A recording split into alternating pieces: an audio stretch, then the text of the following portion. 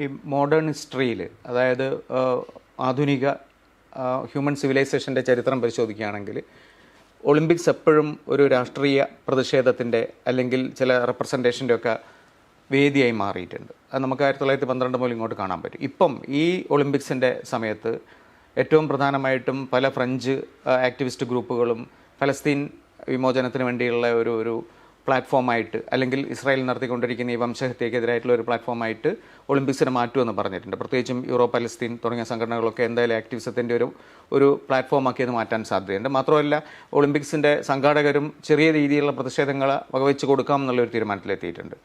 മറ്റൊരു പ്രതിഷേധത്തിന് സാധ്യതയുള്ള എന്താണെന്ന് വെച്ചാൽ, പിന്നെ റഷ്യയും ബെലാറൂസും ഏതാണ്ട് നിരോധിക്കപ്പെട്ട രീതിയിലാണ് ഈ ഒളിമ്പിക്സ് നടക്കുന്നത്. അപ്പോൾ ഒരു വിഭജനത്തിൻ്റെ ഒരാശയം ഈ ഒളിമ്പിക്സിൽ നമുക്ക് കാണാൻ പറ്റും. ഈ ഒളിമ്പിക്സിലുള്ള രാഷ്ട്രീയം എങ്ങനെയാണ് നമുക്ക് വിലയിരുത്താൻ പറ്റുന്നത്? അത് റഷ്യയുടെയും ബെലാറൂസിൻ്റെയും ഫെബ്രുവരി 2022 അവരെ ആദ്യം ബാൻ ചെയ്തതാണ് IOC.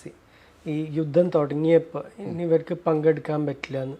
പക്ഷേ IOCയുടെ ചാർട്ടർ അനുസരിച്ചിട്ട് അത്ലീറ്റ്സിന് പരമാവധി ചാൻസ് കൊടുക്കണം പങ്കെടുക്കാൻ. അപ്പോൾ ഇതിലിപ്പോൾ എന്താ ചെയ്തിട്ടുള്ളതെന്ന് ഇൻഡിപെൻഡൻറ്റ് അത്ലീറ്റ്സ് എന്ന് പറഞ്ഞിട്ട് റഷ്യയിൽ നിന്ന് എനിക്ക് തോന്നുന്നു 15 പേര് പങ്കെടുക്കും, ബെലറൂസിൽ നിന്ന് 17 പേര്. അവർക്ക് പതാക ഉണ്ടാവില്ല. ആന്തം എന്ന് പറയുന്നത് എന്താ പറയുക, ഒരു ട്യൂൺ മാത്രമായിരിക്കും, ലിറിക്സ് ഇല്ലാത്തൊരു ട്യൂൺ. അതേപോലെ പതാക രണ്ട് രാജ്യത്തിൻ്റെയും പതാകയായിട്ട് ഒരു സാമ്യത ഇല്ല. അതൊരു പച്ചല്ല, ഒരു ടീൽ എന്ന് പറഞ്ഞ കളറിൽ ഈ ഇൻഡിപെൻഡൻറ്റ് അത്ലീറ്റ്സിൻ്റെ ഒരു സിമ്പിളായിട്ട് അത് മാത്രമേ ഉള്ളൂ അവർക്ക്. അതിൽ പല അത്ലീറ്റുകൾക്ക് ഇൻവിറ്റേഷൻ കിട്ടിയത്, ഇപ്പോൾ റഷ്യയുടെയൊക്കെ ജൂഡോ ടീം വളരെ ശക്തമായ ടീം. വ്ളാഡിമിർ പുടിൻ വരെ ബ്ലാക്ക് ബെൽറ്റാണ് ജൂഡോയിൽ. അപ്പോൾ അവർ 9 പേർക്കുമായിട്ട് ഇൻവിറ്റേഷൻ കൊടുത്ത് അവരാരും വരില്ല എന്ന് പറഞ്ഞു. അപ്പം അങ്ങനെ പല ടീമുകളും നേരത്തെ തീരുമാനിച്ചിട്ടുണ്ട് വരില്ല. പിന്നെ റഷ്യൻ അത്ലീറ്റുകൾ, ട്രാക്ക് ആൻഡ് ഫീൽഡ് അത്ലീറ്റുകൾ കുറേ കാലമായിട്ട് ബാൻഡാണ്. അവിടെ സ്റ്റേറ്റ് സ്പോൺസേഡ് ഒരു ഡോപ്പിംഗ് പ്രോഗ്രാം ഉണ്ടായിരുന്നു എന്ന് തെളിവ് കണ്ടുപിടിച്ചതാണ് ഇന്റർനാഷണൽ ഒളിമ്പിക് കമ്മിറ്റി. മാത്രമല്ല മറ്റേ വാഡ എന്ന് പറഞ്ഞ ഓർഗനൈസേഷനൊക്കെ. അത് 2015-നും 2011-നും ഇടയ്ക്ക് ഈ ടെസ്റ്റ് നടക്കുന്ന സമയത്ത് പല എന്താ പറയുക കുത്തിത്തിരിപ്പുകളൊക്കെ നടത്തിയിട്ടാണ് അവരെ 16 തൊട്ട് അവരെ പുറത്താക്കിയിരിക്കുകയാണ് റഷ്യൻ അത്ലീറ്റുകൾ ട്രാക്ക് ആൻഡ് ഫീൽഡ്. അപ്പോൾ അത് ഏതായാലും ഉണ്ടാവില്ലായിരുന്നു. പക്ഷെ ഇപ്പോൾ 15 കഴിഞ്ഞ ഗെയിംസിൽ റഷ്യ 335 അത്ലീറ്റുകളെ കൊണ്ടുപോയത് ടോക്കിയോയിൽ. പ്രാവശ്യം 15 ആയിരിക്കും. ഇസ്രയേലിൻ്റെ കാര്യം പറയുകയാണെങ്കിൽ തീർച്ചയായിട്ടും മിക്ക ഗെയിംസിലും ഇസ്രയേലിനെതിരെ എന്തെങ്കിലും പ്രതിഷേധം ഉണ്ടാവാറുണ്ട് ഈ പാലസ്തീൻ ഇഷ്യൂ കാരണം. ഇത്തവണ ഒരു വലിയൊരു പ്രൊട്ടസ്റ്റിന് ചാൻസ് ഉള്ളത് ഫുട്ബോളിലായിരിക്കും. എന്നുവെച്ചാൽ ഫുട്ബോളിൽ ഫ്രാൻസ് കൂടാതെ ക്വാളിഫൈ ചെയ്തിട്ടുള്ളത് എനിക്ക് തോന്നുന്നു സ്പെയിനും ഇസ്രയേലും യുക്രൈനുമാണ് യൂറോപ്പിൽ നിന്ന് ക്വാളിഫൈ ചെയ്തിട്ടുള്ളത്. അപ്പോൾ ഇസ്രയേലിൻ്റെ കളികൾക്ക് തീർച്ചയായിട്ടും സ്റ്റാൻസിൽ പാരീസിലത്തെ ആൾക്കാർ കുറേ പേര് അൾജീരിയയിൽ നിന്നും മൊറോക്കോ നിന്നൊക്കെ വന്ന് ട്യൂണീസിയയിൽ നിന്നൊക്കെ വന്ന് കുടുംബങ്ങളൊക്കെ കുറേ പേരുണ്ട്. അപ്പോൾ തീർച്ചയായിട്ടും അവിടെ ഒരു വലിയൊരു പ്രതിഷേധം ഉണ്ടാവാൻ സാധ്യതയുണ്ട്. ഈ അത്ലറ്റ്സ് പങ്കെടുക്കുന്ന റഷ്യൻ അത്ലറ്റ്സ് എന്ന് പറയുന്നത് എങ്ങനെ, അവർ വിമതന്മാരാണോ അതോ റഷ്യയുടെ അനുവാദത്തോടു കൂടി തന്നെയാണോ അവർ പങ്കെടുക്കുക? അവരുടെ ഭാവി എന്തായിരിക്കും? പുടിൻ പറഞ്ഞിട്ടുള്ളത് ഞങ്ങൾ ഇതിൽ ഇടപെടില്ല എന്നാണ്. പക്ഷെ ഈ അത്ലീറ്റുകളെ വളരെ കർശനമായിട്ട് അവർ സ്ക്രീൻ ചെയ്തിട്ടുണ്ട് ഇന്റർനാഷണൽ ഒളിമ്പിക് കമ്മിറ്റി. ഇവരെവിടെയെങ്കിലും സോഷ്യൽ മീഡിയയിലോ പ്രസ് കോൺഫറൻസിൽ എവിടെയെങ്കിലും ഈ യുദ്ധത്തിനെ സപ്പോർട്ട് ചെയ്ത് എന്തെങ്കിലും പറഞ്ഞിട്ടുണ്ടെങ്കിൽ അവർക്ക് ഇൻവിറ്റേഷൻ ഇല്ല. ഇത് ഈ യുക്രൈൻ വാറിനെ പറ്റി ഒന്നും പറയാത്ത ആൾക്കാരെ മാത്രമേ ഇതിന് ഇൻവൈറ്റ് ചെയ്തിട്ടുള്ളൂ, അല്ലെങ്കിൽ അതിനെതിരെ പറഞ്ഞിട്ടുള്ളവർ. അപ്പോൾ ഇവർക്ക് സ്റ്റേറ്റിൻ്റെയും സപ്പോർട്ടും അതായത് ഒളിമ്പിക് കമ്മിറ്റിയുടെ സപ്പോർട്ടും ഇത് രണ്ടും വെച്ച് എങ്ങനെയാണ് ഇവർക്ക് റഷ്യയുടെ സപ്പോർട്ട് എന്തായാലും ഉണ്ടാവുമല്ലോ? റഷ്യയുടെ സപ്പോർട്ട് എന്ന് പറഞ്ഞാൽ റഷ്യൻ പതാക ഇല്ലല്ലോ. ഒരു ഓപ്പണിംഗ് സെറിമണിയിലൊന്നും അവർക്ക് സ്ഥാനമില്ല. എന്താ വെച്ചാൽ രാജ്യമില്ലാത്തവർക്ക് കാണാനേ മാത്രമേ സ്റ്റാൻഡിലിരുന്ന് കാണാനേ പറ്റുള്ളൂ, രാജ്യമില്ലാത്ത അത്ലീറ്റുകളായത് കാരണം. പക്ഷെ അതേ സമയത്ത് പുടിൻ പറഞ്ഞിട്ട് ഞങ്ങൾ ഇവരെ എതിർക്കില്ല, പങ്കെടുക്കേണ്ടവർ പങ്കെടുത്തോട്ടെ. പക്ഷെ ഇതിലധിക പേരും യുദ്ധത്തിനെതിരെ ഒന്നും പറഞ്ഞിട്ടില്ല, പുടിനെ സപ്പോർട്ട് ചെയ്തിട്ടൊന്നും പറഞ്ഞിട്ടില്ല. അധികം ടെന്നീസ് പ്ലേയേഴ്സ് ആണ് കുറേ പേര്. ഡാനിയൽ മെഡ്വെഡേവ് എന്നൊക്കെ പറഞ്ഞ് മുമ്പത്തെ ലോക നമ്പർ 1 ഒക്കെ ആയിരുന്നു. അവർ 6-7 ടെന്നീസ് കളിക്കാരാണുള്ളത്. ഈ ഒരു വിരോധാഭാസമായിട്ട് തോന്നുന്നത് വളരെ വ്യക്തമായ വിരോധാഭാസം തന്നെയാണ്. കാരണം ഒരുപാട് പേരെ ഇങ്ങനെ കൊന്നുകൊണ്ടിരിക്കുകയാണ്. ഇപ്പോൾ ഏതാണ്ട് റഷ്യ നടത്തിയ ഉക്രൈനിൽ നടത്തിക്കൊണ്ടിരിക്കുന്ന യുദ്ധത്തെക്കാട്ടും വലിയ മനുഷ്യനെ കൊന്നുകൊണ്ടിരിക്കുന്ന ഒരു യുദ്ധമായിട്ട് നടക്കുന്നത് അപ്പുറത്താണ്, പലസ്തീനിലാണ്. അപ്പോൾ ഇസ്രായേലിന് ഒരു പ്രയാസവും ഇല്ലാണ്ട് തന്നെ ഫുട്ബോൾ കളിക്കാനും ബാക്കി അത്ലറ്റിക്സിൻ്റെ ഇവൻറ്റ്സിൽ പങ്കെടുക്കാനും ഒക്കെ സാധിക്കുന്നുണ്ട്. അപ്പോൾ അങ്ങനെ ഒരു വിവേചനമില്ലേ ഇതിനകത്ത് കൃത്യമായിട്ടും ഒളിമ്പിക് കമ്മിറ്റി കാണിക്കുന്നത്? അല്ല, അതെന്താ വെച്ചാൽ ഇപ്പോൾ ഒരു ഇൻ്റർനാഷണൽ കൺസെൻസസ് ആണ് ഇതിലൊക്കെ വരുന്നത്. ഇപ്പോൾ പൊതുവേ ഇപ്പോൾ യുണൈറ്റഡ് നേഷൻസ് ആയാലും യൂറോപ്യൻ കമ്മ്യൂണിറ്റി പ്രത്യേകിച്ചും യൂറോപ്പിലത്തെ രാജ്യങ്ങൾ പ്രത്യേകിച്ചും റഷ്യക്കെതിരെ വളരെ ശക്തമായിട്ട് പ്രതിഷേധിച്ചിട്ടുണ്ട് കഴിഞ്ഞ 2.5 കൊല്ലമായിട്ട്. ഇസ്രയേലിനെതിരെ അങ്ങനത്തെ ഒരു പ്രതിഷേധം യൂറോപ്പിൽ കാര്യമായിട്ടില്ല. യൂറോപ്പിലില്ല എന്ന് ഞാൻ സ്ട്രീറ്റ് ലെവലിലല്ല പറയുന്നത്. ഗവൺമെൻറ് തലത്തിൽ വലുതായിട്ട് ഒരു ഗവൺമെന്റും ഇസ്രയേലിനെതിരെ പോയിട്ടില്ല. അവിടെ ഇവിടെയൊക്കെ ഓരോന്ന് സൂചിപ്പിക്കുക. അതെ, ഒരു ബാനും ഫീഫ ഇസ്രയേലിനെ ബാൻ ചെയ്തിട്ടില്ല, റഷ്യ ബാൻ ചെയ്തു. അപ്പൊ അത് UEFA അതെ. അപ്പൊ ആ ഒരു തീർച്ചയായിട്ടും ഒരു വ്യത്യാസം. ഗവൺമെന്റ് തലത്തില് ഈ രാജ്യങ്ങളൊക്കെ റഷ്യക്കെതിരെയാണ്, ഇസ്രയേലിനെതിരെ അല്ല. അപ്പൊ ഒരു സ്പോർട്സ് ഓർഗനൈസേഷൻ എന്ന് പറഞ്ഞാൽ രാഷ്ട്രീയക്കാരെന്ത് ചെയ്യുന്നു അതനുസരിച്ചിട്ടേ അവർക്കും ചെയ്യാൻ പറ്റുള്ളൂ. ഇസ്രായേലിൻ്റെ ഏറ്റവും പ്രധാനമായിട്ട് ഇസ്രായേലിന് വലിയൊരു തിരിച്ചടി ഉണ്ടായത് 1972 മ്യൂണിക് ഒളിമ്പിക്സിലാണ്. അതിന് പിന്നെ വലിയ ഡോക്യുമെൻ്ററീസും സ്പീൽബർഗിൻ്റെ ചലച്ചിത്രമൊക്കെ വന്നിട്ടുണ്ട്.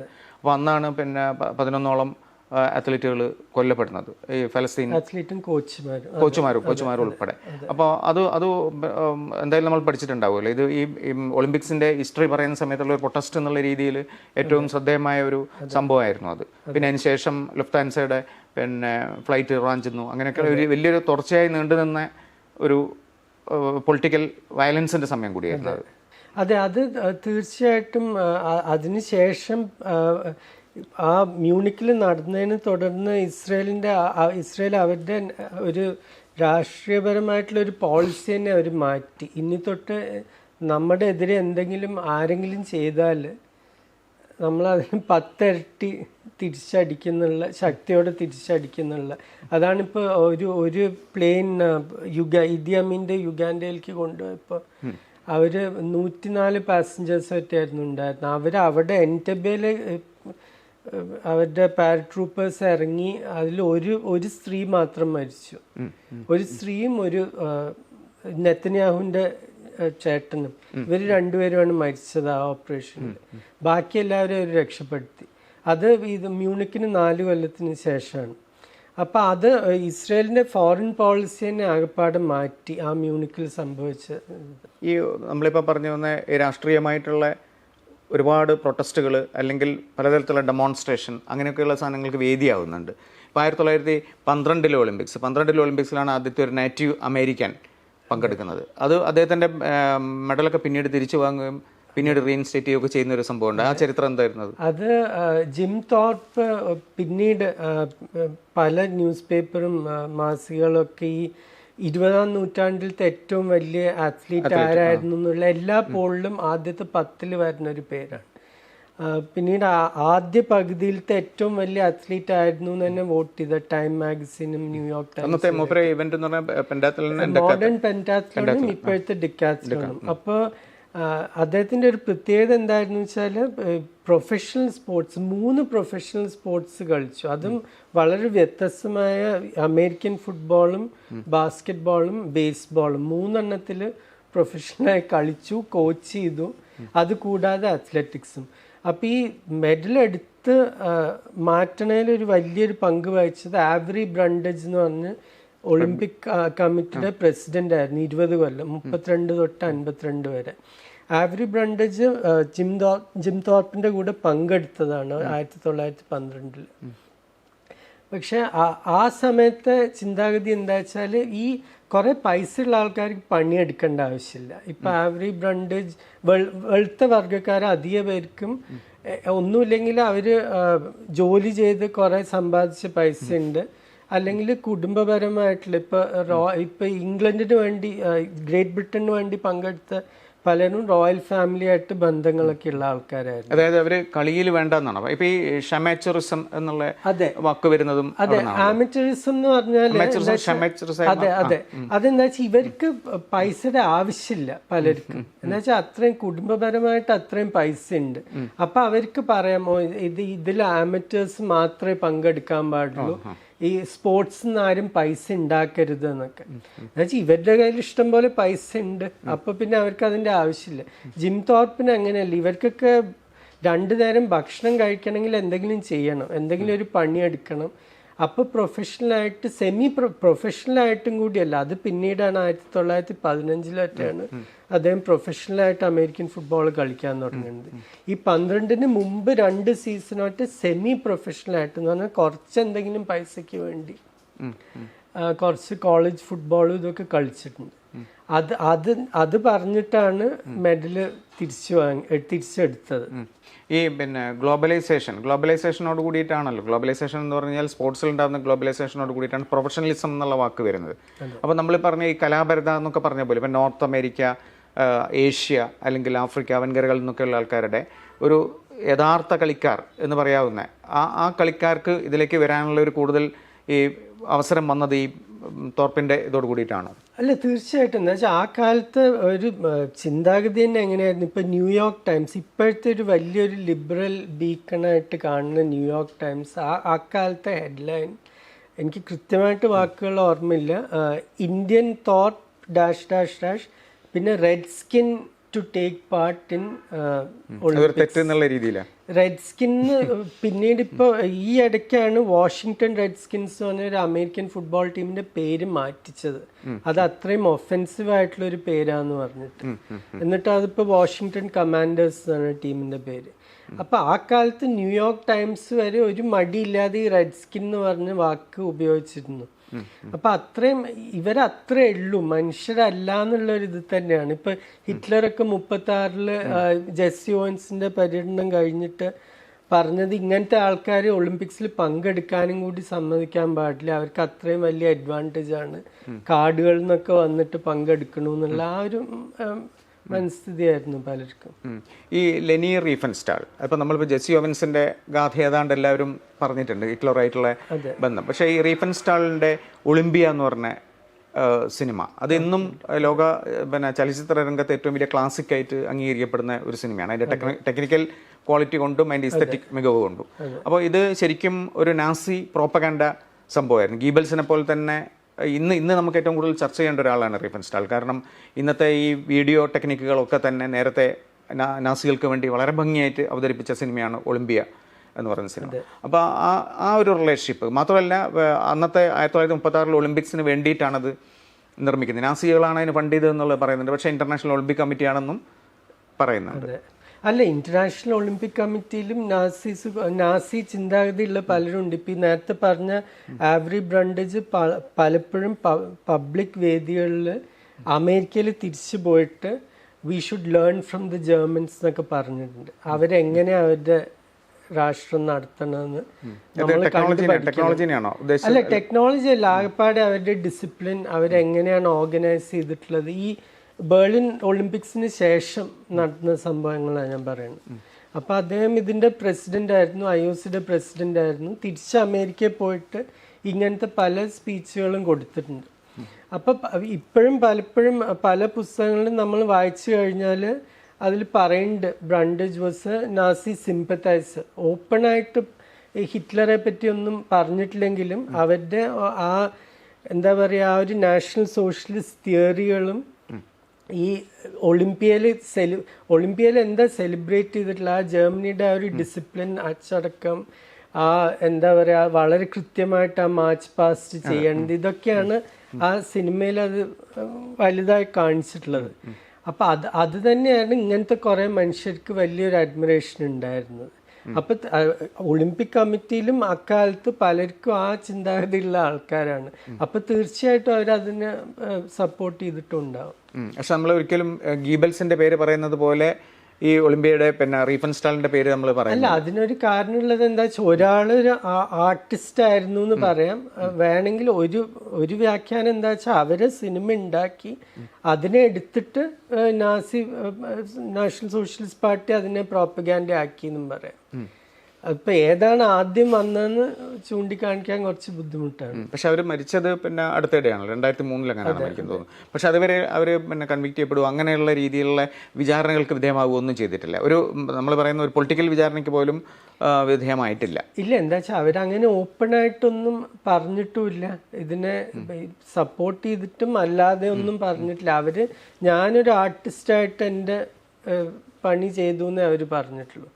അതിനെ എടുത്തിട്ട് പ്രോപ്പഗാൻഡ ആക്കിയത് നാസി പാർട്ടി എന്നാണ് അവരും അവരുടെ സിമ്പത്തൈസേഴ്സും പറയുന്നത്. ഈ ജെസ്സി ഓവൻസിന്റെ കാര്യത്തിലും 2 കാര്യങ്ങൾ പറയുന്നുണ്ട്. അതായത് പിന്നെ നമ്മൾ വായിച്ച ചരിത്രത്തിലൊക്കെ അതിലൊരു 2 കാര്യങ്ങൾ കാണാം. കാരണം ഒരേപോലെയല്ല. പലരും പറയുന്നത് പിന്നെ ജെസ്സി ഓവൻസിന് ഹിറ്റ്ലർ ഷെയ്ക്ക് ഹാൻഡ് ചെയ്തു, പോഡിയത്തിനടുത്തേക്ക് പോയിട്ട് ഷെയ്ക്ക് ഹാൻഡ് ചെയ്തു എന്ന് പറയുന്നുണ്ട്. പിന്നെ ചിലർ പറയുന്നത് അങ്ങനെ ചെയ്തില്ല എന്ന് പറയുന്നു. പക്ഷെ ജെസ്സി ഓവൻസ് പിന്നീടുള്ള അദ്ദേഹത്തിൻ്റെ ആത്മകഥയിൽ പറയുന്നുണ്ട്, എന്നെ അപമാനിച്ചത് റൂസ്വെൽറ്റാണ്, ഹിറ്റ്ലർ അല്ല എന്ന് പറയുന്നുണ്ട്. അല്ല, അത് ശരിയാണ്. എന്നെ അപമാനിച്ചത് റൂസ്വെൽറ്റ് ആണെന്ന് പറഞ്ഞത് ശരിയാണ്. എന്താ വെച്ചാൽ അമേരിക്കൻ പ്രസിഡന്റ് ഒരു ടെലിഗ്രാമും കൂടി അയച്ചില്ല. സാധാരണ ഒരു 4 സ്വർണ്ണ മെഡലൊക്കെ ഒരു അത്ലീറ്റ് നേടുകയാണെങ്കിൽ അങ്ങനെ വല്ല പരിപാടികളൊക്കെ ഇപ്പോൾ ട്വിറ്ററിലൊക്കെ ആണല്ലോ പറയണത്. ഇപ്പോൾ ഏത് പ്രസിഡന്റ് ആയാലും പ്രൈം മിനിസ്റ്റർ ആയാലും ഒക്കെ അവർ അതിലാണ് എക്സ്പ്രസ് ചെയ്യുന്നത്. അക്കാലത്ത് അത് ട്വിറ്റർ ടെലിഗ്രാമാണ്. ഇപ്പം അതും കൂടി അയച്ചില്ല എന്നുള്ളൊരു കംപ്ലൈന്റ് എപ്പോഴും ഉണ്ടായിരുന്നു. പക്ഷെ ജെസ്സി ഓവൻസിന്റെ കഥയിലും പല എക്സാജറേഷനുകളും ഉണ്ടായിട്ടുണ്ട്. അത് അദ്ദേഹം തന്നെ പിന്നീട് സമ്മതിച്ചിട്ടുണ്ട്.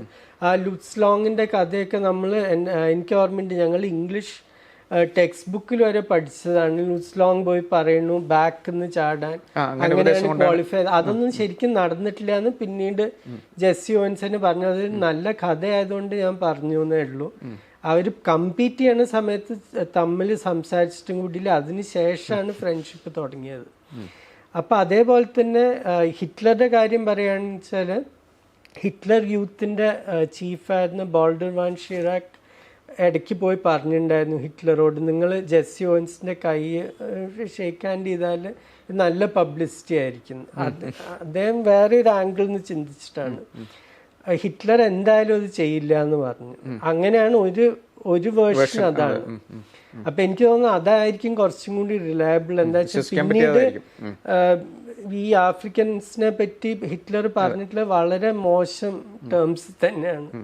അപ്പോൾ എനിക്ക് തോന്നുന്നില്ല ഷേക്ക് ഹാൻഡ് കൊടുത്തിട്ടുണ്ടാവും. പിന്നെ ഈ പ്രൊഫഷണൽ ഇതിനകത്തും അന്നത്തെ ഒളിമ്പിക്സിൽ വലിയ മാതൃകയായിരുന്നു. കാരണം അഡിഡാസിന്റെ ആദ്യത്തെ പിന്നെ സ്പോൺസർഷിപ്പ് ജെസ്സി ഓവൻസിനല്ലേ കിട്ടുന്നത്. അതാ ഒളിമ്പിക്സ് ഷൂ കൊടുക്കണം. അഡിഡാസിലർ ആ ഒളിമ്പിക്സിന് മുമ്പ് ജെസ്സി ഓവൻസിനെ പോയി കണ്ടിട്ട് ഒരു ഷൂ കൊടുത്തു. അതൊരു എൻഡോഴ്സ്മെന്റ്, ഇപ്പോഴത്തെ രീതിയിലൊരു എൻഡോഴ്സ്മെന്റ് എന്ന് പറയാൻ പറ്റില്ല. ആ കാലത്ത് അങ്ങനെ 2-3 ഷൂ ഒക്കെ കൊടുക്കുക അത്രേ ഉള്ളൂ. അല്ലാതെ ഇപ്പോഴത്തെ പോലെ കോടികൾ കൊടുത്തിട്ട് അവർ ഷൂ ഇടണ പോലെയല്ല. അത് വളരെ ചെറിയ തോതിൽ. പക്ഷെ അതായിരുന്നു ആദ്യത്തെ ഒരു എന്താ പറയുക, ഒരു കമ്പനിയും ഒരു വലിയൊരു അത്ലീറ്റും തമ്മിലുള്ള ഒരു കണക്ഷൻ വരുന്നത്. ഈ ഷൂ പിന്നീട് പ്രൊട്ടസ്റ്റിന്റെ ഒരു വേദിയായി മാറുന്നുണ്ട്. അതായത് 1962 പോഡിയം പ്രൊട്ടസ്റ്റ് എന്ന് പറയുന്ന ഒരു മെക്സിക്കോ സിറ്റിയിൽ നടന്ന ഇതിൽ ബ്ലാക്ക് അത്ലറ്റ്സ് തന്നെ ഒരു ഷൂ ഉയർത്തിപ്പിടിച്ചിട്ട് പ്രൊട്ടസ്റ്റ് ചെയ്യുന്ന ഒരു സംഭവം ഉണ്ടല്ലോ. ഷൂ ഇടാതെ പോയി.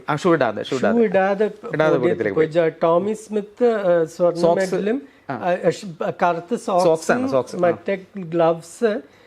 അതിന്റെ പ്ലാൻ എന്തായിരുന്നു വെച്ചാൽ 2 പേരും കറുത്ത ഗ്ലവ്സ് ഇട്ട് പോയി മെഡൽ സെറിമണിക്ക്. ജോൺ കാർലോസ് ബ്രോൺസ് മെഡൽ നേടിയ ജോൺ കാർലോസ് അദ്ദേഹത്തിന്റെ ഗ്ലവ്സ് മറന്നു വെച്ചു റൂമിൽ. അപ്പോൾ ഒരു പേരേ ഉള്ളൂ. അപ്പോൾ സിൽവർ മെഡൽ നേടിയ ഓസ്ട്രേലിയയുടെ പീറ്റർ നോർമൻ ഇവരോട് പറഞ്ഞു, അങ്ങനെയാണെങ്കിൽ നിങ്ങൾ ഓരോ ആളും ഓരോ ഗ്ലവ് ഇട്ടോളൂ. ടോമി സ്മിത്ത് അപ്പോൾ വലത്തെ കയ്യിലിട്ടു, ജോൺ കാർലോസ് ഇടത്തെ കയ്യിൽ. 2 പേരും കാലിൽ കറുത്ത സോക്സ്. എന്ന് വെച്ചാൽ ഈ അമേരിക്കയിലത്തെ കറുത്ത വർഗ്ഗക്കാരുടെ സ്ഥിതി ഇതാണ്. അവർക്ക് ഷൂവും കൂടി വാങ്ങാനുള്ള കഴിവില്ല എന്ന് കാണിക്കാൻ വേണ്ടി. അതിനോട് എങ്ങനെയായിരുന്നു ഒളിമ്പിക് അസോസിയേഷന്റെ ഒരു ഇതെങ്ങനെയാണ്? അവരെ ഒളിമ്പിക് വില്ലേജിൽ നിന്ന് പുറത്താക്കി. അപ്പോഴും ഈ ആവറി ബ്രണ്ടേജ് അപ്പോഴും IOCയിൽ വലിയൊരു ഇൻഫ്ലുവൻസ് ഉള്ള മനുഷ്യനാണ്. അപ്പൊ അദ്ദേഹത്തിന്റെ അമേരിക്കനും കൂടിയായിരുന്നു. അപ്പൊ US ഒളിമ്പിക് കമ്മിറ്റി ആദ്യം ഒന്നും ചെയ്യില്ല എന്ന് പറഞ്ഞു. പക്ഷെ IOCയുടെ പ്രഷർ വന്നിട്ട് ഇവരെ പുറത്താക്കി. അതില് ഏറ്റവും തമാശ എന്താ വെച്ചാൽ 36 ഇതേ ആവറി ബ്രണ്ടേജ് ഈ ഹൈൽ ഹിറ്റ്ലർ എന്നുള്ള സല്യൂട്ട് എല്ലാവർക്കും സമ്മതിച്ചതാണ്. ഇത് ചെയ്യേണ്ട പല അത്ലീറ്റും ഹിറ്റ്ലറെ നോക്കി ഇത് ചെയ്തിട്ടുണ്ട് 36. അത് ബാൻ ചെയ്യാതെ ഇത് വന്നപ്പോ ഇവരെ പുറത്താക്കണം എന്ന് പറഞ്ഞു. അപ്പൊ അതിന്റെ എക്സ്ക്യൂസ് എന്തായിരുന്നു വെച്ചാല് അതൊരു രാഷ്ട്രത്തിന്റെ സല്യൂട്ടാണ് ഇത് കാണിച്ചത്, ഇത് രണ്ടുപേരും ഇൻഡിവിജ്വൽ ആയിട്ട് കാണിച്ചതാണ്. അപ്പൊ ഇത് ഇൻഡിവിജ്വൽ പൊളിറ്റിക്കൽ പ്രൊട്ടസ്റ്റ് ഇതില് പാടില്ല എന്ന് പറഞ്ഞു. അങ്ങനെ പല ഇതിൽ സ്പോർട്സിലെ മനുഷ്യാവകാശ ചരിത്രത്തിലെ ഇപ്പം നമ്മളിപ്പം എംബാപ്പയൊക്കെ കഴിഞ്ഞ വേൾഡ് കപ്പിൻ്റെ തോൽവിക്ക് ശേഷമൊക്കെ പറയാൻ സാധനമുണ്ടല്ലോ, തോറ്റു കഴിഞ്ഞാൽ ഞങ്ങൾ ഇമിഗ്രൻസും അല്ലെങ്കിൽ ജയിച്ചു കഴിഞ്ഞാൽ പിന്നെ നല്ല ഫ്രഞ്ച് ജനതയുടെ ഒരു ഭാഗമാണെന്ന് പറഞ്ഞു. അതുപോലെയുള്ള ഈ സംഗതികളിൽ നിന്ന് ഇതിനെപ്പറ്റി ഈ പോഡിയം പ്രൊട്ടസ്റ്റ് ആണല്ലോ ശരിക്കും അന്നത്തെ കാലത്ത് അമേരിക്കൻ സൊസൈറ്റിക്കകത്ത് പിന്നെ ബ്ലാക്കിൻ്റെ ഒരു ഇത് ഉയർത്തിപ്പിടിച്ചൊരു സംഗതിയാണ്. കാരണം അല്ലെങ്കിൽ അവരെ തോറ്റു കഴിഞ്ഞാൽ നീഗ്രോ എന്നും അല്ലെങ്കിൽ പ്രൗഡ് അമേരിക്കൻ എന്നും പറയുന്ന ഒരു സിസ്റ്റം മാറ്റിയെടുക്കുന്നത് ഇത്തരത്തിലുള്ള പ്രൊട്ടസ്റ്റുകളിൽ കൂടിയല്ലേ. അത് ഇതിനു മുമ്പ് തന്നെ ആലി മെഡൽ വലിച്ചെറിഞ്ഞിട്ടുണ്ട്, ഇതിന് ഒരു വിലയില്ല എന്ന് പറഞ്ഞിട്ട്, റോമിൽ ജയിച്ച സ്വർണ്ണ മെഡൽ. ടോമി സ്മിത്ത് ഇത് കഴിഞ്ഞിട്ടും പല ന്യൂസ് പേപ്പറിലൊക്കെ ഇവർക്കെതിരെയാണ് എല്ലാ അമേരിക്കയിലത്തെ പത്രങ്ങളും TV ചാനലൊക്കെ ഇത് കണ്ടത്. ഈ ഇഷ്യൂ കണ്ടത് വളരെ ഈ അത്ലീറ്റുകൾക്ക് എതിരെയായിട്ടാണ്, അമേരിക്ക നാണം കെടുത്തി എന്നുള്ള മട്ടിലാണ് അവർ കണ്ടത്. അപ്പം അതിനുശേഷം ടോമി സ്മിത്ത് പറയുകയും ചെയ്തു, ഇത് കാണിച്ചത് കാരണം ഞാൻ ആദ്യം ഒരു കറുത്ത വർഗ്ഗക്കാരനായി, ഒളിമ്പിക് ചാമ്പ്യൻ അല്ല, വെറും ഒരു കറുത്ത വർഗ്ഗക്കാരനായി മാറി. പിന്നീട് അദ്ദേഹത്തിന് അത്ലറ്റിക്സിൽ ഒരു ചാൻസും കിട്ടിയിട്ടുമില്ല. പിന്നെ അമേരിക്കൻ ഫുട്ബോളൊക്കെ കളിച്ചിട്ടാണ് ജീവിച്ചത്. ഈ മ്യൂണിക് ഒളിമ്പിക്സിനെ പറ്റി പറയുന്ന സമയത്ത് തന്നെ ആ വർഷമാണ് അക്കീബയുടെ പിന്നെ ഉഗാണ്ട എന്നുള്ള ഒരു വലിയ റെക്കോർഡ് വരുന്നതും ഈ പറഞ്ഞ ഒരു ഡൗൺ ട്രോഡൺ ആയിട്ടുള്ള സമൂഹങ്ങളുടെ ഒരു യൂറോപ്പിൻ്റെ ലക്ഷണമായിട്ടൊക്കെ അത് പറയുന്നുണ്ട്. പക്ഷേ നമ്മളത് പിന്നീടുള്ള ഒളിമ്പിക്സിലേക്ക് വരുന്ന സമയത്ത് ആഫ്രിക്കൻ ബോയ്ക്കോട്ട് വരുന്നു. പിന്നെ അത് അദ്ദേഹത്തിൻ്റെ ഒരു പ്രകടനം നല്ല രീതിയിൽ കാണുന്നില്ല. അതൊക്കെ ഈ പറഞ്ഞ ഒരു ബ്ലാക്ക് എമാൻസിപ്പേഷൻ്റെ ഒരു ഇതായിട്ട് വെച്ച് വായിക്കാൻ പറ്റും. അത് എൻ്റെ അഭിപ്രായത്തിൽ ഈ ഒളിമ്പിക് ചരിത്രത്തിൽ ഏറ്റവും പ്രധാനപ്പെട്ട അത്ലീറ്റ് ശരിക്കും ജോൺ അക്കിബയാണ്. ബാക്കി ഇപ്പോൾ ജെസ്സി ഓവൻസ് എടുത്താലും ജിം തോർപ്പ് എടുത്താലും അത് കഴിഞ്ഞിട്ടിപ്പോൾ ഈവൻ മുഹമ്മദ് അലിയൊക്കെ എടുത്താലും ഇവർ വളരുന്നത് അമേരിക്കയിലാണ്. അവിടെ എന്തെങ്കിലും ഒരു സിസ്റ്റം ഉണ്ട് നമുക്ക് മുന്നോട്ട് പോകാൻ. ഇപ്പോൾ അത്ലറ്റിക്സിലായാലും പ്രത്യേകിച്ചും സ്കൂളിലും കോളേജിലൊക്കെ വളരെ ശക്തമായൊരു പാത്വേ ഉണ്ട്, ഇവിടുന്ന് സ്കൂൾ ലെവലിൽ നിന്ന് പ്രൊഫഷണൽ എത്തണ വരെ. ഒരു ആഫ്രിക്കയിൽ അക്കിബ ട്രെയിൻ ചെയ്യുമ്പോഴൊന്നും ഒന്നുമില്ല. ഇത് അദ്ദേഹത്തിൻ്റെ അച്ഛന് 8 ഭാര്യമാരും 43 കുട്ടികളായിരുന്നു. അതിലെ ഒന്നാണ് ജോൺ. പിന്നെ 11 കുട്ടികൾ. അപ്പോൾ അക്കിബാന് വളരുന്ന സമയത്തൊന്നും ഇതെന്താ ഓട്ടം ഒളിമ്പിക്സ് ഒന്നും ഒരു ഐഡിയയും കൂടി ഇല്ല ഇതെന്താണെന്ന്. പിന്നീട് മാൽക്കം ആർണോൾഡ് എന്ന് പറഞ്ഞൊരു കോച്ച് അവിടെ വന്നിട്ട് അപ്പോഴേക്കും യുഗാൻഡൻ പോലീസിലൊരു ജോലി കിട്ടിയിട്ടുണ്ടായിരുന്നു. അങ്ങനെ ഈ മാൽക്കം ആർണോൾഡ് ട്രെയിൻ ചെയ്തിട്ട് ഒളിമ്പിക്സ് വരെ എത്തിച്ചതാണ്. അതും അദ്ദേഹം അപ്പോൾ മ്യൂണിക്കിൽ ഇപ്പോൾ 52 കൊല്ലം മുമ്പ് സെറ്റ് ചെയ്ത ടൈം ഇപ്പോഴും പലർക്കും ഓടാൻ പറ്റുന്നില്ല. 47.82. അത് ഇപ്പോഴത്തെ ലോക റെക്കോർഡ് അതിലും 2 സെക്കൻഡും കൂടി കുറഞ്ഞിട്ടില്ല. അത് ഇപ്പോഴത്തെ ആണെങ്കിൽ മിന്നൽ പോലത്തെ ട്രാക്കുകൾ, ഷൂ ടെക്നോളജി എത്രയോ മാറിയിട്ടുണ്ട്, ഫിറ്റ്നസ് ന്യൂട്രീഷൻ എല്ലാം എത്രയോ 50 കൊല്ലം മുന്നോട്ട് പോയിട്ടുണ്ട്. ഇതൊക്കെ കഴിഞ്ഞിട്ടും കൂടി ഇപ്പോഴത്തെ പല അത്ലീറ്റുകൾക്കും ആ ടൈം എത്താൻ പറ്റുന്നില്ല. ഈ ആഫ്രിക്കൻ ബോയ്ക്കോട്ട് അത് പിന്നീട് പല ബോയ്ക്കോട്ടുകളും നമ്മൾ കാണുന്നുണ്ട്, പിന്നെ തുടർച്ചയായിട്ടുള്ള ഒളിമ്പിക്സുകൾ ഒക്കെ വരുന്നുണ്ട്. അപ്പോൾ ഈ ആഫ്രിക്കൻ ബോയ്ക്കോട്ട് എന്തിനുള്ളായിരുന്നു? അത് എന്താ വെച്ചാൽ ന്യൂസിലൻഡ് സൗത്ത് ആഫ്രിക്കയിലേക്ക് റഗ്ബി ടീം അയച്ചു. സൗത്ത് ആഫ്രിക്ക 64 ഒളിമ്പിക് മൂവ്മെൻറ്റിൽ നിന്ന് പുറത്താക്കിയത് അപ്പാർട്ടൈഡ് കാരണം. അപ്പോൾ എല്ലാ രാജ്യങ്ങളോടും ഇവരായിട്ട് കളിക്കരുത്, ഒരു സ്പോർട്സിലും കളിക്കാൻ പാടില്ല എന്നുള്ള ഒരു യുണൈറ്റഡ് നേഷൻസിൻ്റെ സന്ദേശം ഉണ്ടായിരുന്നു. അതിപ്പോൾ ക്രിക്കറ്റൊക്കെ 71 നിർത്തി. 70 അവസാനം സൗത്ത് ആഫ്രിക്ക ഓസ്ട്രേലിയ ആയിട്ടൊരു സീരീസ് കളിക്കുന്നത്. അത് കഴിഞ്ഞിട്ട് പിന്നെ 1991 ഇന്ത്യയിലാണ് തിരിച്ചു വരുന്നത് അവർ. അപ്പോൾ 21 കൊല്ലം ക്രിക്കറ്റ് കളിക്കാൻ പറ്റിയിട്ടില്ല. പക്ഷെ ഇതിൻ്റെ ഒക്കെ ഇടയ്ക്ക് ഓസ്ട്രേലിയ, ന്യൂസിലൻഡ് ഇങ്ങനത്തെ ടീമുകൾ അവർ റെബൽ ടൂർ പോലെ ഇങ്ങനെ പോവുമായിരുന്നു അവിടെ കളിക്കാൻ. എന്ന് വെച്ചാൽ സൗത്ത് ആഫ്രിക്കൻ ഗവൺമെൻറ് ഇഷ്ടം പോലെ പൈസ എഴുതി കൊടുക്കും ഇതിനു വേണ്ടി. അപ്പം അതേപോലെ 76 ന്യൂസിലൻഡ് ഓൾ ബ്ലാക്സ് അവിടെ പോയത് കാരണം അത് പ്രതിഷേധിച്ച് ഇവരെ പുറത്താക്കണം എന്ന് പറഞ്ഞു, ന്യൂസിലൻഡിനെ പുറത്താക്കണം എന്ന് പറഞ്ഞു ഈ ആഫ്രിക്കൻ രാജ്യങ്ങളൊക്കെ കൂടി. അതിൽ പക്ഷെ IOC സമ്മതിച്ചില്ല. അപ്പം ന്യൂസിലൻഡ് മോൺട്രിയൽ ഒളിമ്പിക്സിൽ പങ്കെടുത്തത് അതോടെ 29 രാജ്യങ്ങൾ പിന്മാറി. അതിലൊന്ന് യുഗാൻഡയായിരുന്നു. ആ ഒളിമ്പിക്സിൻ്റെ ഏറ്റവും എന്താ പറയുക, ഒരു എല്ലാ ഒളിമ്പിക്സിന് മുമ്പ് നമ്മൾ ഒരു വലിയൊരു എന്താ പറയുക ഒരു മാച്ചപ്പ് ഉണ്ടാവില്ല. ഇപ്പൊ 88 കാൾ ലൂയിസ്, ബെൻ ജോൺസൺ അങ്ങനെയൊക്കെ. അതെ, ഇത് എഡ്വിൻ മോസസും ജോൺ അക്കിബും ആയിരുന്നു ആ ഒളിമ്പിക്സിന്റെ ഏറ്റവും വലിയൊരു ഇവന്റ്. അത് നടക്കാൻ പറ്റിയില്ല. അതിനെപ്പറ്റി പിന്നീട് മോസസും പറഞ്ഞിട്ടുണ്ട്. ഞാൻ വലിയൊരു ഹേർഡ്ലർ ആവാനൊരു കാരണം തന്നെ ജോൺ അക്കിബു ആണ്. അദ്ദേഹത്തിനെതിരെ റേസ് ചെയ്യാൻ പറ്റാത്തത് വലിയൊരു സങ്കടമായിട്ട് പിന്നീട് പറഞ്ഞിട്ടുണ്ട്. പിന്നീട് നമ്മൾ കാണുന്നത് 1980-ലെയും 84-ലെയും ബഹിഷ്കരണങ്ങളാണ്.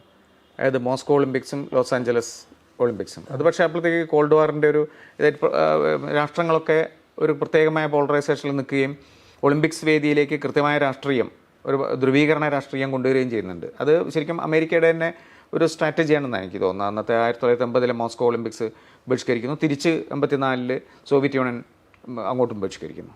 പക്ഷെ അതുകൊണ്ടും ശരിക്കും പിന്നെ ഈ അന്താരാഷ്ട്ര സ്പോർട്ടിംഗ് വെന്യൂവിൽ ഒരു വലിയ ഡിവിഷൻ ഉണ്ടായിരുന്നില്ലേ? അതെ, അത് 80-ൽ പക്ഷെ അമേരിക്കയുടെ മാത്രം പ്രതിഷേധമായിരുന്നില്ല. ഏകദേശം 67 രാജ്യങ്ങൾ അത് ബോയ്ക്കോട്ട് ചെയ്തു. അതിപ്പോൾ നമ്മളിപ്പോൾ നേറ്റോ എന്ന് പറയുന്ന ആ ഒരു ബ്ലോക്ക് മാത്രമല്ല, വേറെ കുറേ രാജ്യങ്ങൾ.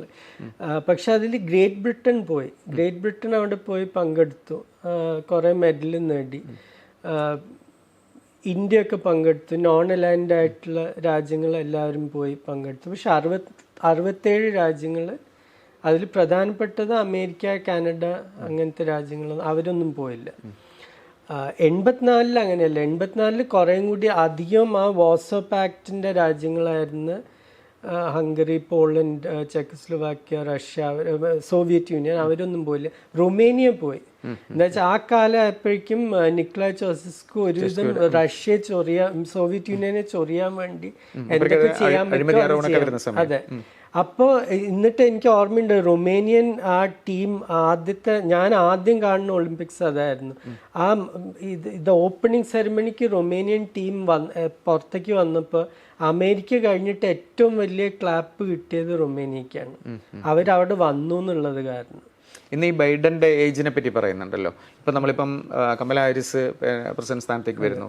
അതുപോലെ ഏജിന്റെ ഒരു വലിയ പ്രശ്നം നിലനിൽക്കുന്ന സമയത്ത് വലിയ പൊളിറ്റിക്സ് കളിച്ചിട്ടാണ് ഈ ബോയ്ക്കോട്ട് സംഘടിപ്പിച്ചെടുത്തത് റൊണാൾഡ് റീഗൻ എന്ന് പറയുന്നുണ്ട്. കാരണം അതിനുള്ള എല്ലാ കളികളുടെയും പ്രിപ്പറേഷൻ്റെ സമയത്ത് അമേരിക്കൻ ടീമിൻ്റെ കൂടെ മൂപ്പര് റെസ്ലിംഗ് ആയാലും മറ്റു സാധനങ്ങളൊക്കെ ആയാലും അതിലൊക്കെ എനിക്ക് കായികമായ കരുത്തുണ്ടെന്ന് കാണിക്കാൻ വേണ്ടി, പ്രായം ആയിട്ടില്ല എന്ന് കാണിക്കാൻ വേണ്ടി എല്ലാ സമയത്തും രംഗത്ത് വരുമായിരുന്നു എന്ന് പറഞ്ഞു കേട്ടിട്ടുണ്ട്. അതെ, അദ്ദേഹത്തിന് പലതിലും ഇപ്പോൾ 80-ൽ മോസ്കോയിൽ പോയില്ല അമേരിക്ക. പക്ഷെ ലേക്ക് പ്ലാസിഡിൽ വിന്റർ ഒളിമ്പിക്സ് നടന്നപ്പോൾ അതിൽ അമേരിക്കൻ സ്പോർട്സ് ചരിത്രത്തിൽ ഏറ്റവും വലിയൊരു ഇവൻ്റായിട്ട് അവർ കാണുന്നത് സോവിയറ്റ് യൂണിയനെ അവരുടെ ഐസ് ഹോക്കി ടീം തോൽപ്പിക്കുന്ന, അവർ മിറക്കിൾ ഓഫ് ലേക്ക് പ്ലാസിഡ് എന്നൊക്കെ പറഞ്ഞൊരിത്. എന്നുവെച്ചാൽ അപ്പോഴത്തെ സോവിയറ്റ് ഐസ് ഹോക്കി ടീമിന് റെഡ് മെഷീൻ എന്നൊക്കെയാണ് പറഞ്ഞിട്ടുണ്ടായിരുന്നു. ഇവർ തോൽപ്പിച്ചു എന്നുള്ള അതൊക്കെ റീഗൻ ആ പ്രസിഡൻഷ്യൽ ക്യാമ്പയിനിലൊക്കെ മാക്സിമം പൊളിറ്റിക്കൽ മൈലേജും എടുത്തിട്ടുണ്ടായിരുന്നു. എന്നുവെച്ചാൽ എല്ലാ രാഷ്ട്രീയക്കാരും സ്പോർട്സിൽ എന്തെങ്കിലും സംഭവിച്ചിട്ടുണ്ടെങ്കിൽ അത് മുതലെടുക്കാൻ നോക്കും. 88 ആകുമ്പോഴേക്കും ഇത്തരത്തിലുള്ള ആ ഒരു പോളറൈസേഷൻ കുറയുന്നു.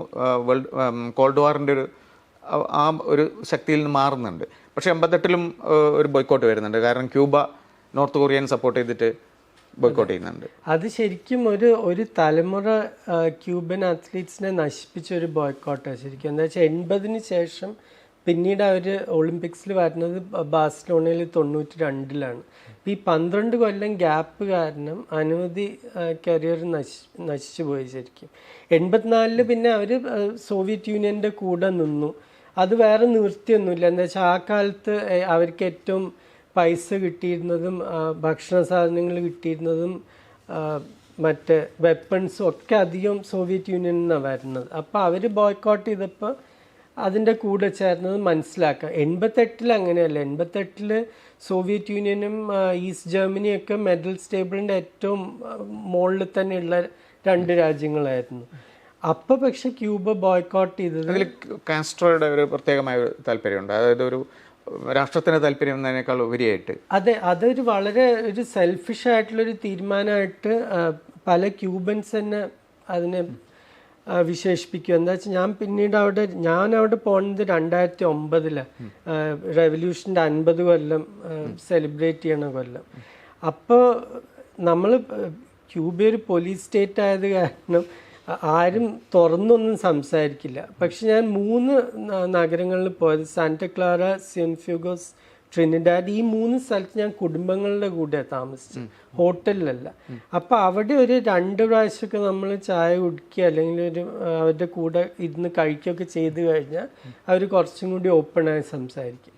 അപ്പം 2-ാം ദിവസമൊക്കെ ആകുമ്പോഴേക്കും ശരിക്കും അവരുടെ മനസ്സിലുള്ളത് എന്താണെന്ന് തുറന്ന് പറയും. മറ്റേതൊക്കെ ഇപ്പം നമ്മളൊരു ഹോട്ടലിലാണ് താമസിക്കണമെന്ന് വെച്ചാൽ കേൾക്കുന്നത് വെറും പ്രോപ്പഗാൻഡ മാത്രം. ക്യൂബ ഏറ്റവും വലിയ രാജ്യമാണ്, കാസ്ട്രോ ഏറ്റവും വലിയ മനുഷ്യൻ, അങ്ങനെയൊക്കെ കേൾക്കുള്ളൂ. ഇത് വീടുകളിൽ താമസിക്കുമ്പോൾ അങ്ങനെയല്ല. അപ്പം പലരും പറഞ്ഞിട്ടുണ്ട്, ഇപ്പം എനിക്ക് സ്പോർട്സിൽ വലിയ ഇൻട്രസ്റ്റ് ഉള്ള കാരണം ഞാൻ ഈ ഡിഫെക്ഷനെ പറ്റിയൊക്കെ ചോദിക്കുമ്പോൾ ഈ 1990കളിൽ ഇത്രയും ഡിഫെക്ഷൻ വരാനൊരു കാരണം ഈ ഒരു തലമുറ അത്ലീറ്റുകൾക്ക് മനസ്സിലായി ഞങ്ങൾക്കൊരു വിലയില്ല അവിടെ. ഇത് ഒരാളുടെ ഇഷ്ടം അനിഷ്ടം അനുസരിച്ചെല്ലാം തീരുമാനിക്കുക. അല്ലെങ്കിൽ 88 ബോയ്ക്കോട്ട് ചെയ്യേണ്ട ഒരു കാരണവും ഇല്ല ശരിക്കും. നോർത്ത് കൊറിയക്ക് എന്ത് പ്രസക്തിയുള്ള അവിടെ ക്യൂബയിൽ? നോർത്ത് കൊറിയ എന്നുള്ള രാജ്യം തന്നെ എൻ്റെ അഭിപ്രായത്തിൽ ഇപ്പോൾ ബാക്കിയുള്ളവർക്ക് ചിരിക്കാൻ വേണ്ടിയുള്ളൊരു സബ്ജക്റ്റ് മാത്രമാണ് ശരിക്കും. ഇപ്പോൾ ആൾക്കാരിപ്പോൾ കിം ജോങ്ങിൻ്റെ ഒക്കെ വീഡിയോ കണ്ട് ചിരിക്കാന്നല്ലാതെ ആരും നോർത്ത് കൊറിയ സീരിയസ് ആയിട്ട് എടുക്കും കൂടി ഇല്ല. അപ്പൊ അതെ, അപ്പൊ അതിനു വേണ്ടി ഈ അത്ലീറ്റുകളുടെ ഭാവി നശിപ്പിച്ചു എന്നുള്ളതിന് ആ രാജ്യത്ത് തന്നെ വലിയ പ്രതിഷേധം ഉണ്ടായിരുന്നു. അതിനെ തുടർന്നാണ് 90കളിൽ കുറെ ബേസ്ബോൾ പ്ലേയേഴ്സും, അക്കാലത്തെ ഏറ്റവും ശക്തമായ ബേസ്ബോൾ ടീമായിരുന്നു ക്യൂബയുടെ. ഇപ്പോഴും വളരെ നല്ല ടീമാണ്. പക്ഷെ ആ കാലത്തെ കളിക്കാരെന്ന് പറഞ്ഞാൽ വേറെ തന്നെ ഒരു ലെവലിലായിരുന്നു. ഒർലാൻഡോ ഹെർണാണ്ടസ് എന്ന് പറഞ്ഞൊരു കളിക്കാരൻ 92 അവർ ഗോൾഡ് നേടിയപ്പോൾ ആദ്യമായിട്ടൊരു ഗോൾഡ് മെഡൽ സ്പോർട്ടായത് 92 ബാഴ്സലോണയിൽ. ആ ടീമിൻ്റെ ഏറ്റവും വലിയ താരമായിരുന്നു. എൽ ഡ്യൂക്കെ എന്നായിരുന്നു വിളിച്ചിരുന്നത്, ദ ഡ്യൂക്ക്. ഈ ഒർലാൻഡോ ഹെർണാണ്ടസ് 33 വയസ്സിലാണ് മേജർ ലീഗ് ബേസ്ബോളിലേക്ക് പോകുന്നത്. ആ പ്രായത്തിലും കൂടി തിളങ്ങാൻ പറ്റി. 4 തവണയായിട്ട് വേൾഡ് സീരീസ് ജയിച്ചു പല ടീമുകൾക്കുമായിട്ട്. അപ്പം അത്രയും വലിയ കളിക്കാരനായിരുന്നു. 33 വയസ്സിൽ പോയിട്ടും കൂടി ഒരു ചാമ്പ്യൻ ആവാൻ പറ്റി. അപ്പം അങ്ങനത്തെ ആൾക്കാരുടെ ഭാവിയാണ് കാസ്ട്രോ നശിപ്പിച്ചത്. അതേപോലത്തെ പല ബോക്സേഴ്സ്, അല്ലാത്ത അത്ലീറ്റുകൾ. അപ്പോൾ അതിൻ്റെ പ്രതിഷേധം തീർച്ചയായിട്ടും ആ നാട്ടുകാരുടെ ഇടയിൽ ഉണ്ടായിരുന്നു. ഒരു സ്പോർട്സ് റൈറ്റർ എന്നുള്ളതിൽ, ഒരു സ്പോർട്സ് ഹിസ്റ്റോറിയൻ എന്നൊക്കെയുള്ള രീതിയിൽ ഒരു ചോദ്യം ചോദിക്കുകയാണെങ്കിൽ, നമ്മളിപ്പം ഈ യൂറോയുടെ പഴയ വിജയികളുടെ അതിൻ്റെ ഒരു ലിസ്റ്റ് കാണുന്ന സമയത്ത് ഈ പതാകകൾ മാത്രം നോക്കുകയാണെങ്കിൽ സോവിയറ്റ് യൂണിയൻ എന്നുള്ള പതാകയ്ക്ക് അവിടെ ഇവിടെ ഉണ്ട്, റണ്ണേഴ്സപ്പായിട്ടും വിന്നറായിട്ടും ഒക്കെ ഉണ്ട്. അതുപോലെ തന്നെ ഇപ്പം പറഞ്ഞ ക്യൂബയുടെ കഥ, ഒരു കമ്മ്യൂണിസ്റ്റ് ബ്ലോക്ക് സ്പോർട്സിൽ വലിയ സംഭവിച്ചാണ്. അപ്പോൾ ഈ സോവിയറ്റ് യൂണിയൻ്റെ ഒരു ഇല്ലാതായതിനു ശേഷം സ്പോർട്സിന് അല്ലെങ്കിൽ ഒളിമ്പിക്സിന് ഒക്കെ വന്നിരിക്കുന്ന ഒരു മാറ്റം, അല്ലെങ്കിൽ അതിന് വന്നിരിക്കുന്ന, നമ്മളിപ്പം പറയാലോ, കാരണം സോവിയറ്റ് യൂണിയൻ പോയതിന് ശേഷം സ്പോർട്സ് ഇങ്ങനെ ക്ഷയിച്ചു എന്നൊക്കെ വേണമെങ്കിൽ ഒരു കമ്മ്യൂണിസ്റ്റ് പക്ഷപാതിയായിട്ട് വേണമെങ്കിൽ പറയുകയും ചെയ്യാം. അങ്ങനെ അല്ലാതെ നോക്കുമ്പം ഒരു സ്പോർട്സിനെ നമ്മളൊരു ന്യൂട്രൽ ഒരു വിശകലനത്തിന് വിധേയമാക്കുകയാണെങ്കിൽ ദിലീപിൻ്റെ അഭിപ്രായം എന്താണ്? അത് ക്ഷയിച്ചു എന്നും പറയാൻ പറ്റില്ല. എന്താ വെച്ചാൽ ഇപ്പോഴും കഴിഞ്ഞ ഒളിമ്പിക്സിൽ വരെ ഇപ്പോൾ റഷ്യയുടെ പ്രദർശനം നോക്കിക്കഴിഞ്ഞാൽ റെസ്ലിംഗ്, ജൂഡോ, പല സ്പോർട്സിലും അവരേറ്റവും ശക്തമായ രാജ്യമായിരുന്നു. പിന്നെ ഇപ്പോൾ ചൈന ഏകദേശം എല്ലാ സ്പോർട്സിലും മെഡൽ നേടുന്നുണ്ട്. യുക്രൈന് സാധാരണ കുറച്ച് മെഡൽ കിട്ടാറുണ്ട്, ബെലറൂസ് അതേപോലെ. ഇവർക്കൊക്കെ ഇപ്പോഴും ഉണ്ട്. ഇപ്പോൾ ഓരോരുത്തർക്കും ഓരോ സ്പോർട്സിലാണ്. ഇപ്പോൾ ഗുസ്തി ചിലർക്ക്, ബോക്സിങ് വേറെ ചിലർക്ക്. ഇപ്പം ഈ സെൻട്രൽ ഏഷ്യൻ റിപ്പബ്ലിക്സ് എന്നൊക്കെ കുറേ നല്ല ബോക്സേഴ്സ് വരാറുണ്ട് സാധാരണ. അതേപോലെ വെയ്റ്റ് ലിഫ്റ്റിങ്ങിൽ ചിലർക്ക് കുറേ മെഡൽ കിട്ടാറുണ്ട്. അപ്പം ആ എന്താ പറയുക, സോവിയറ്റ് സിസ്റ്റം സൃഷ്ടിച്ച ആ എന്താ പറയുക ഒരു പ്ലാറ്റ്ഫോം അതിപ്പോഴും ഉണ്ട് പല രാജ്യങ്ങളിലും. അതാണ് അവരിപ്പോഴും ഉപയോഗിക്കുന്നത് അത്ലീറ്റുകളെ ട്രെയിൻ ചെയ്യാനും ഇതിനൊക്കെ. ഇപ്പോൾ ഈ റഷ്യ ഇല്ലാത്ത ഒളിമ്പിക്സ്, അപ്പോൾ അത് നമ്മളൊരു സ്പോർട്ടിംഗ് ആംഗിളിൽ നോക്കുകയാണെങ്കിൽ അതിനെപ്പറ്റി എങ്ങനെയാണ് നമുക്ക് ഒരു നഷ്ടം എന്നുള്ള രീതിയിൽ? അതാ ഞാൻ പറഞ്ഞു, ഇപ്പൊ പല സ്പോർട്സിലും ഇപ്പൊ ഇന്ത്യ പോലത്തെ രാജ്യങ്ങൾക്കൊക്കെ ചാൻസ് കൂടുന്നു. ഇപ്പോൾ ഷൂട്ടിങ്ങിൽ, റെസ്ലിങ്ങിൽ, വെയ്റ്റ് ലിഫ്റ്റിംഗ്, ബോക്സിങ് ഇതിലൊന്നും റഷ്യ ഇല്ലെങ്കിൽ ബാക്കി രാജ്യങ്ങൾക്ക് തീർച്ചയായിട്ടും മെഡൽ കിട്ടാനുള്ള ചാൻസ് നല്ലോണം കൂടുന്നുണ്ട്. എന്താ വെച്ചാൽ ഈ 4 സ്പോർട്സിൽ പ്രത്യേകിച്ചും റഷ്യക്ക് സാധാരണ 3-4 സ്വർണം കിട്ടുന്നതാണ്.